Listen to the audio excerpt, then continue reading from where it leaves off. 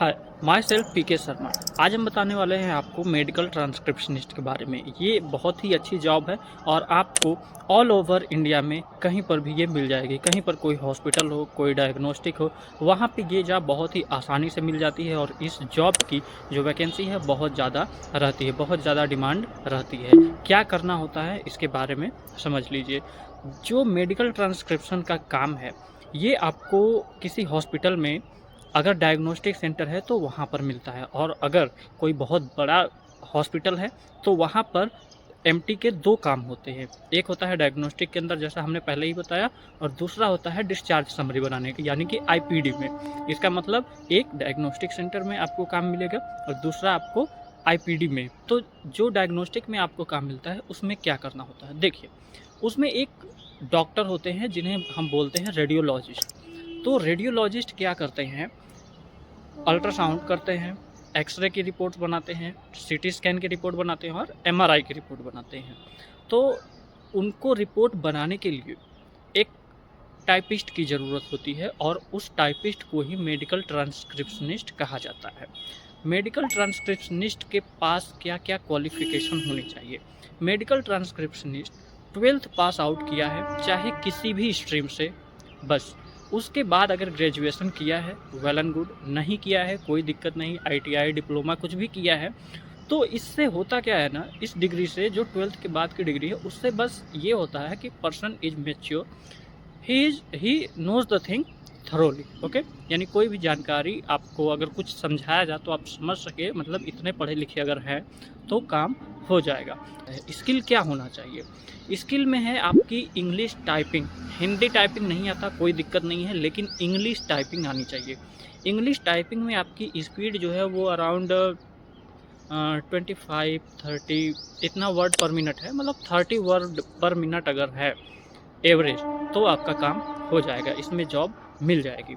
अब typing speed से क्या करना है, हाँ, जो डॉक्टर आपको बोलते जाएंगे ना वर्ड, यानी वो सेंटेंस बोलते जाएंगे। जैसे वो उनके पास क्या होता है ना कि एक सिस्टम होता है, कंप्यूटर होता है, उस पर जो सीटी स्कैन, अल्ट्रासाउंड, एमआरआई जो भी स्कैन्स होते हैं उनके इमेजेस आते हैं, ब्लैक एंड वाइट इमेजेस आते हैं। वो आपको तो बिल्कुल नहीं समझ में आएगा, लेकिन उन इमेजेस को वो लोग देखते हैं, उसको समझते हैं, और उससे जो भी फाइंडिंग्स निकलती है, यानी जो भी उसमें बीमारी है, वो बोलते हैं आपको। वो आपको इंग्लिश में सेंटेंस बोलते जाएंगे और वो सेंटेंस आपको टाइप करना होगा कंप्यूटर में, जिससे कि उस पेशेंट की रिपोर्ट बनेगी।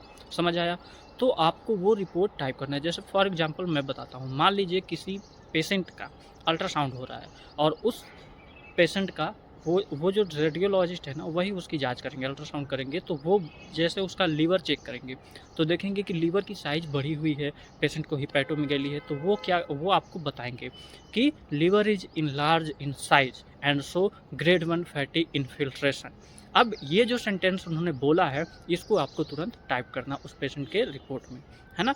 तो बाकी चीज़ें तो आपको जब वहाँ सेंटर पे जाएंगे तो आपको वहाँ के जो सीनियर्स होंगे वो बताएंगे, लेकिन हमने आपको रफली ये बता दिया कि आपको करना क्या है। यानी आपको इंग्लिश टाइपिंग अच्छी आनी चाहिए कीबोर्ड पे, ठीक है, और कंप्यूटर की बेसिक नॉलेज तो होनी चाहिए। अगर उसका कोई डिग्री है जैसे CCC, ADCA कुछ भी है तो चलेगा, नहीं है तो भी चलेगा, बस आपको थोड़ा बहुत आना चाहिए, है ना।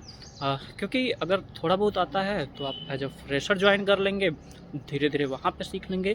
अगर आपको फ्रेशर के रूप में जॉब नहीं मिल रही है तो आपको इसके लिए 6 महीने का इंटर्नशिप करना पड़ेगा किसी बड़े सेंटर से। वहाँ पे इंटर्नशिप आसानी से ही मिल जाती है, बट आपको कोई पे नहीं मिलता है, आपको कोई पैसे नहीं मिलते हैं।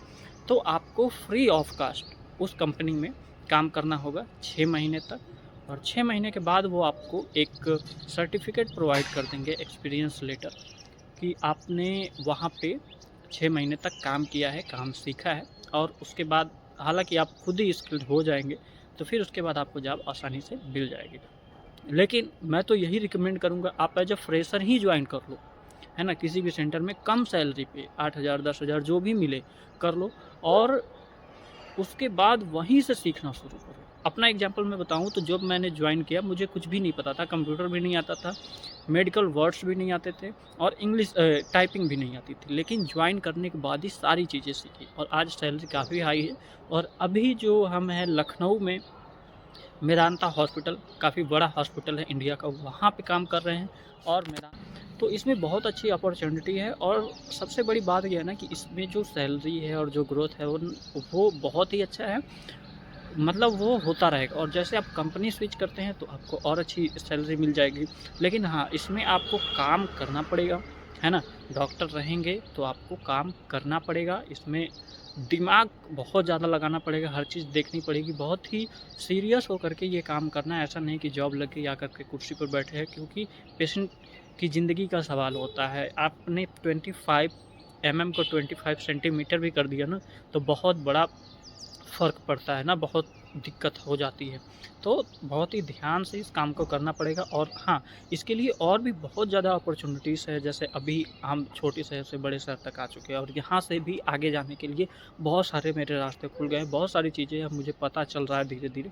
तो वो सारी चीज़ें मैं आपको बताऊँगा, लेकिन अभी अगर आप कुछ नहीं कर रहे हैं, घर पे बैठे हुए हैं और नॉलेज है, पढ़े लिखे हैं, तो इस फील्ड में चले जाइए। अभी भी बनारस के अंदर कई जगह पे वैकेंसी है, मुझे कॉल्स आते हैं, लेकिन मुझे कोई मिलता नहीं है जिसे मैं ये चीज़ें बता सकूं कि आप जाओ ज्वाइन कर लो। तो अगर आप लोग ऐसे हैं जिन्हें जॉब की बहुत ज़्यादा ज़रूरत है और पढ़े लिखे हैं, ठीक है, सब कुछ आता है और काम करना चाहते हैं, तो आप मुझे कमेंट कर देना आप कहाँ से हैं और कब ये जॉब आपको चाहिए। तो मैं आपको सारी चीज़ें डिटेल्स में बता दूंगा और आप कहाँ जाकर के ज्वाइन कर सकते हैं, और ज़रूरत पड़ी तो मैं अपना रेफरेंस दे दूंगा जिसके थ्रू आपका तुरंत ही काम हो जाएगा। Thank you so much. मिलेंगे नेक्स्ट वीडियो में इसी तरह की एक और जानकारी के साथ। तब तक के लिए नमस्कार।